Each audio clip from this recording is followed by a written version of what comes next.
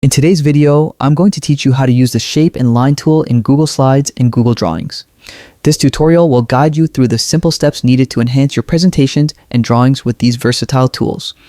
Let's dive right in. First, head over to Google Slides by navigating to the Google Slides URL in your web browser.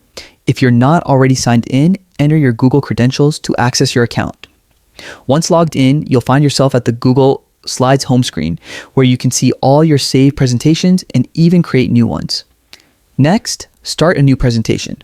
Look for the blank presentation option, or if you prefer, select a template that meets your needs. Once your presentation is open, you're ready to start adding shapes and lines.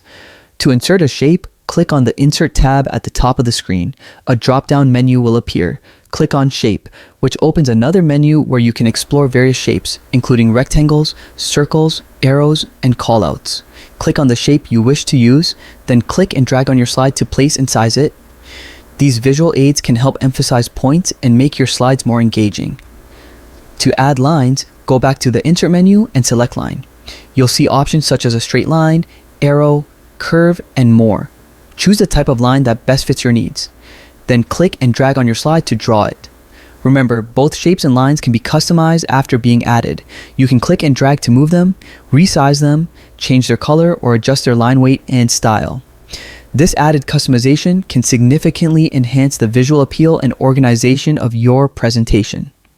By practicing these steps, you'll become more adept at using these tools to strengthen your slides and drawings. Experiment with different shapes and lines to discover the combinations that work best for your projects. It might take some practice at first, but over time, these tools can greatly enhance your ability to communicate ideas visually. I hope this tutorial has been helpful and that you now feel more confident using the shape and line tools in Google Slides and Google Drawings. Thank you for watching, and be sure to hit that subscribe button to catch more tutorials like this in the future. Happy presenting!